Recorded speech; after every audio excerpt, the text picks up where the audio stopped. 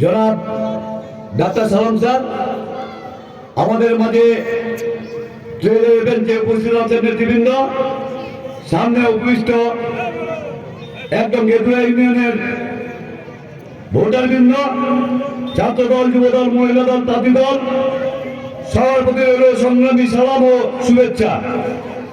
আজকে বক্তব্য দেওয়ার কিছু নেই, তবুও আজকে এই তরুণদের উদ্দেশ্যে দু একটি কথা বলবো, যেটা আপনারা জানেন হয়তো বা 2001 থেকে 2006 সাল পর্যন্ত বাংলাদেশ জাতীয়তাবাদী দল বিএনপি সরকার গ্রহণ করেছিল।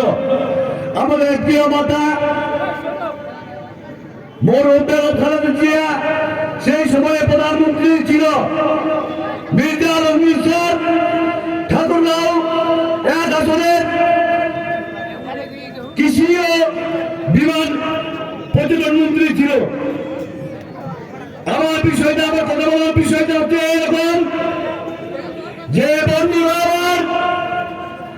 আমরা 2006 থেকে 2006 পর্যন্ত সরকার গঠন করেছিলাম, কিন্তু দুর্ভাগ্য বিষয় যে আমরা ঠাকুরগাঁও 2 আমরা এমপি দিতে পারিনি। বন্ধুরা আমার, তরুণরা, আপনারা জাগ্রত হন, আপনারা মাঠে মাঠে কাজ করেন। এইবার আমরা প্রদান করে দেব বাংলাদেশ, সারা বাংলাদেশ সরকার গঠনের পাশাপাশি এইবার ঠাকুরগাঁও 2 আসন আমরা এমপি উপহার দিব। এই জন্য তরুণদের উদ্দেশ্যে বলছি, আপনারা দুর্বার গতিতে এলাকায় গিয়ে মসজিদের দেওয়ালে কাজ করবেন।